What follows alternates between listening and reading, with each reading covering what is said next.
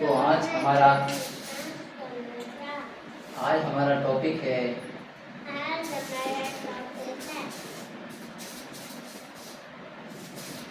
महाराणा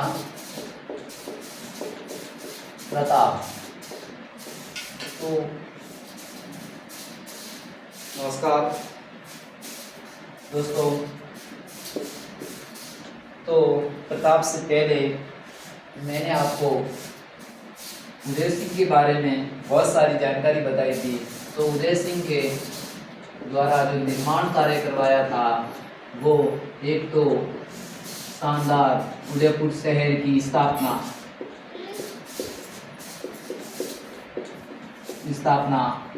1559 ईस्वी में, फिर उदय सागर झील का निर्माण, फिर मोती महल का निर्माण। तो उदय सिंह जी के द्वारा शानदार शहर जो उदयपुर की स्थापना की थी 1559 ईस्वी में, और उदय सागर झील, मोती महल का निर्माण, और अकबर द्वारा एक सिक्का जारी किया था जिसका नाम एलसी था। तो चित्तौड़ विजय के बाद में एक सिक्का जारी किया जिनका नाम एलसी था। तो अब हम प्रताप के बारे में, तो कहा जाता है कि उदय सिंह की मृत्यु 28 फरवरी 1572 ईस्वी को होली के दिन हो गई थी। तो जैसा कि कहा जाता है कि इतिहास के पन्नों में कि राजगद्दी खाली नहीं रहती है, तो दाह संस्कार से पहले कहा जाता है कि महाराणा उदय सिंह की प्रिय पत्नी वीरबाई भटियाणी जो उदय सिंह का नौवा पुत्र, उनको उत्तराधिकारी घोषित कर देते हैं। और इधर दाह संस्कार में महाराणा प्रताप का, जो कि पाली का अखिराज सोनीग्रा का पुत्र मान सिंह सोनीग्रा, दाह संस्कार में वहाँ आता है और कहता है कि ये क्या है, ज्येष्ठ पुत्र तो महाराणा प्रताप है, इनका राज तिलक होना चाहिए। और सलूम्बर के, जैसा कि पहले विदित है कि राज तिलक करने का अधिकार सलूम्बर के चुंडावतों का था, तो सलूम्बर के चुंडावतों में जागीरदार उस समय कृष्णदास चुंडावत वहाँ उपस्थित थे। तो कहा जाता है कि कृष्णदास चुंडावत द्वारा मान सिंह सोनीग्रा चौहान और कुछ सरदारों के द्वारा कहने पर प्रताप का राज्याभिषेक गोगुंदा में शमशान घाट में ही कर देते हैं। लेकिन इनका विधिवत रूप से, जो कि राज तिलक कुंभलगढ़ में विधिवत रूप से कुंभलगढ़ में हुआ, और उसमें राव चंद्रसेन उपस्थित हुए थे। चंद्रसेन मारवाड़ के उपस्थित हुए थे। तो जैसा कि हम पढ़ेंगे कि प्रताप की माता देवंताबाई, पिता उदय सिंह, इनकी पत्नी अजबदे पवार,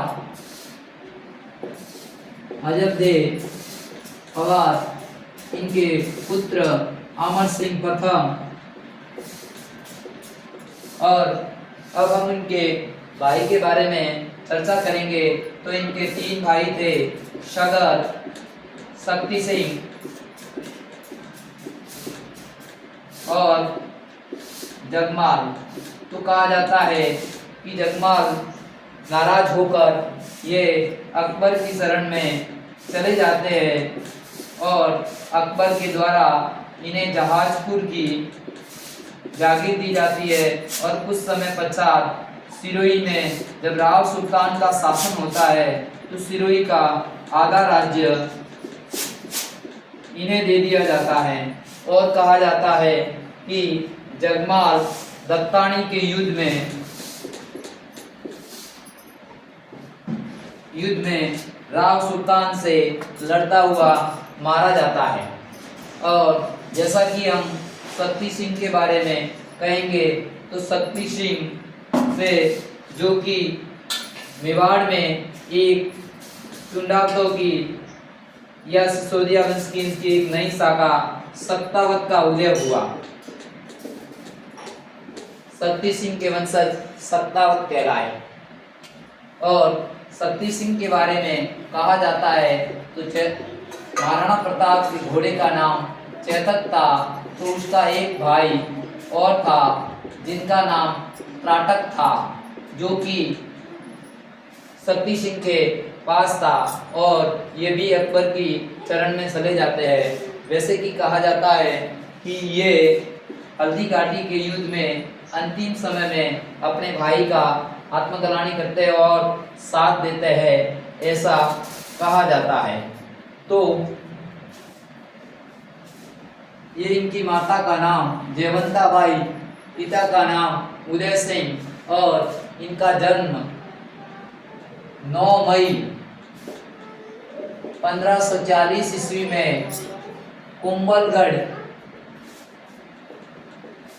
दुर्ग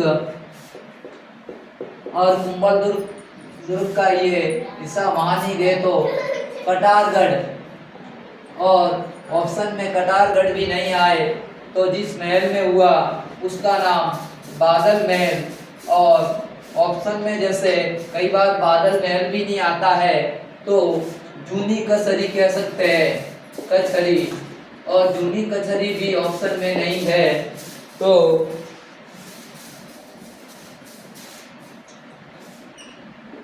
जूनी कचहरी ये नहीं है तो सीधा सा है जनाना महल। ये सब कुंभलगढ़ में एक कटारगढ़ है, उसमें बादल महल है और बादल महल के 2 भाग जनाना महल और मर्दाना महल। तो जनाना महल में प्रताप का जन्म हुआ था। तो ये कई बार एग्जाम में आ जाता है, कुंभलगढ़ भी नहीं दे, कटारगढ़ नहीं दे और बादल महल दे दिया जाए, और बादल महल नहीं दे दिया जाए और जूनी कचहरी भी आ सकता है और जनाना महल। ये तो इनके जन्म के बारे में बातें हैं। और फिर अब हम मेवाड़ में जैसा कि स्थिति खराब हो गई थी, महाराणा प्रताप के सामने 2 ही रास्ते थे, या तो अकबर की जिंदा स्वीकार करे या अपनी स्वतंत्रता को बनाए रखने के लिए पुनः मेवाड़ की जनता को जागरूक करे। जैसा कि बताया कि 30,000 लोगों का कत्लेआम और बहुत सारे क्षेत्र को अकबर के द्वारा उजाड़ दिए गए थे। तो महाराणा प्रताप ने आदिवासी और वनवासी क्षेत्रों में और ग्रामीण क्षेत्रों में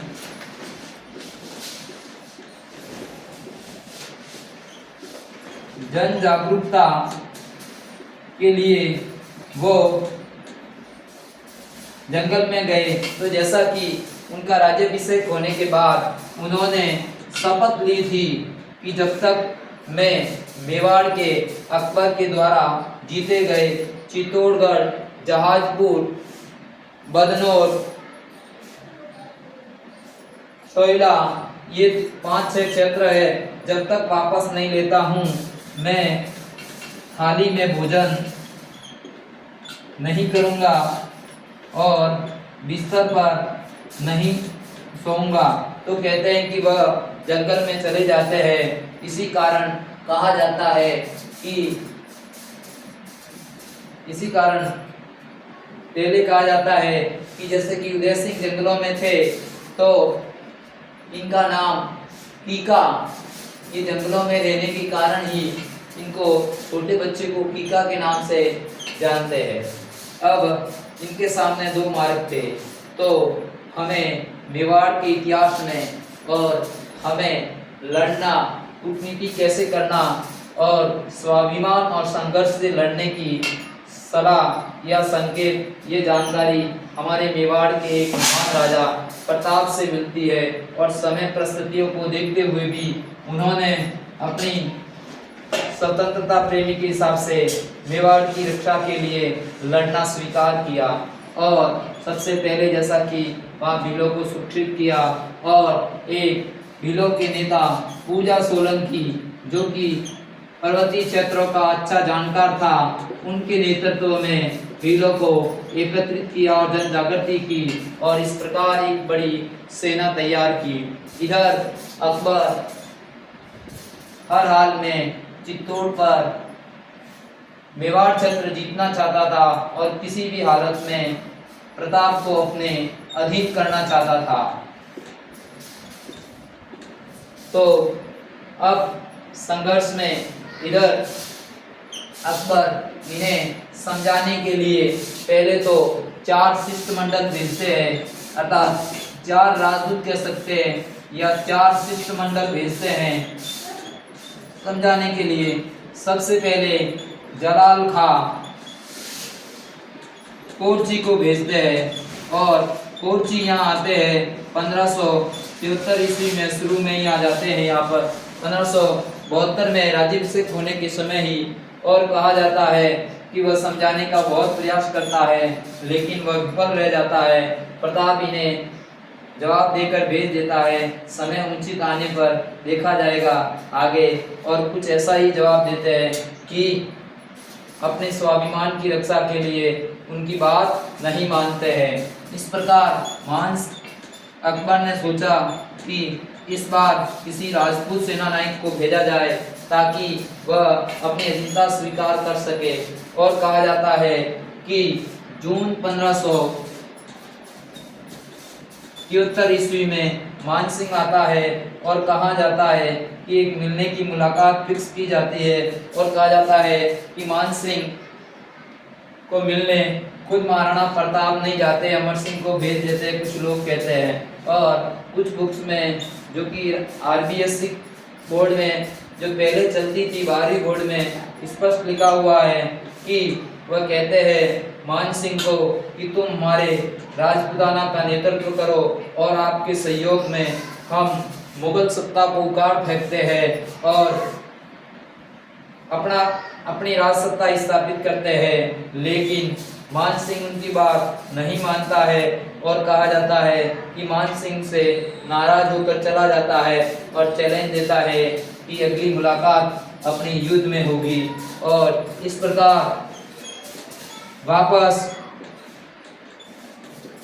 अकबर एक बार मान सिंह के पिता भगवंत दास को अक्टूबर 1573 ईस्वी में समझाने भेजते हैं, लेकिन वह हर तरह से समझाने का प्रयास करते हैं लेकिन स्वतंत्रता प्रेमी को झुका नहीं सकते और वापस निराश होकर चला जाता है। अंत में राजस्व मंत्री टोडरमल को अकबर टोडरमल को भेजता है और टोडरमल सभी प्रकार के दाव पेच लगा देता है। लेकिन ये आता है दिसंबर 1573 ईस्वी में और वह भी हार कर चला जाता है। अब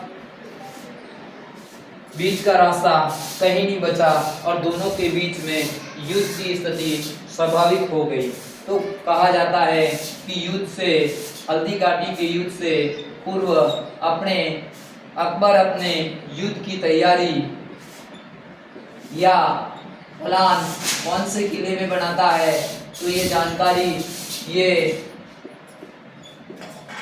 अजमेर में अकबर किला या अंग्रेजों के समय इसमें मैगजीन और शस्त्र रखते तो वर्तमान में मैगजीन का किला भी कहते हैं कि इसमें युद्ध की व्यूहरचना बनाता है। इधर महाराणा प्रताप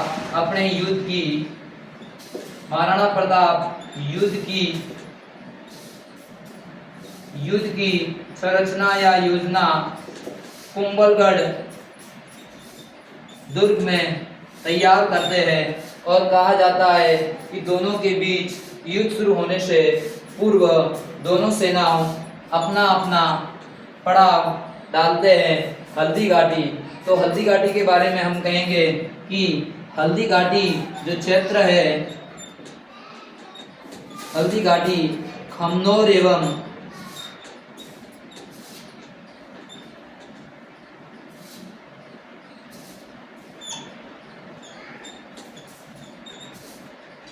ये गोगुंदा ये क्षेत्र है, ये उनके बीच का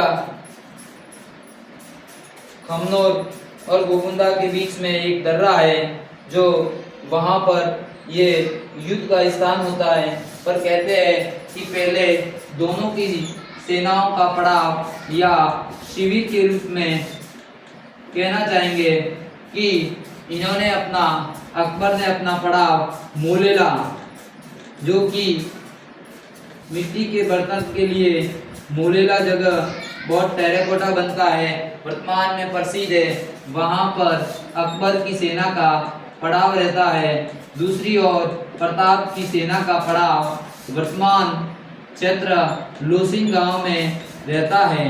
लेकिन जैसा कि महाराणा प्रताप बड़ा कूटनीतिज्ञ और राजनीतिज्ञ था कि खुले मैदान में होने के बाद तो हो सकता है, तो युद्ध का मैदान का क्षेत्र कहा जाता है कि खमनोर और हल्दी घाटी ये दोनों के, ये खमनोर के आसपास हल्दी घाटी का एक जो ये खमनोर का दर्रा है, वहां पर ये युद्ध का स्थान फिक्स करते हैं। और एक पहाड़ी क्षेत्र भी है, तो ये अकबर कुलुगमा पद्धति और बड़ी बड़ी मसनों और वह उनकी भी रचना का उपयोग नहीं कर पाएगा, और हमें उनका पर्वतीय क्षेत्रों में लड़ने का अच्छा अनुभव है, तो हमें इनका फायदा हो जाएगा। इस प्रकार यह युद्ध हल्दी घाटी के खमनोर नामक स्थान पर होता है। और कहा जाता है कि हल्दी घाटी के युद्ध के बारे में कि हल्दी घाटी का युद्ध है, तो हल्दी घाटी को कर्नल जेम्स टॉड, जो कि राजस्थान का एक उन इतिहासकार कह सकते हो जिसने मेवाड़ की या राजस्थान की थर्मोपली कहा है, और थर्मोपली, और जैसा कि विदित है कि मुगलों की सेना में एक प्रत्यक्ष इतिहासकार जो कि बदायूनी, जो स्वयं युद्ध भूमि में उपस्थित था, तो बदायूनी के अनुसार इस युद्ध को उसमें कहा जाता है कि इस युद्ध को गोगुंदा का युद्ध कहा है। तो किसने कहा है? बदायूं ने इनको गोगुंदा का युद्ध कहा है। और एक और इतिहासकार या कवि अबुल फजल, जिसने अकबरनामा लिखा है, ये आईने अकबरी, अबुल फजल ने इसे खमनोर का युद्ध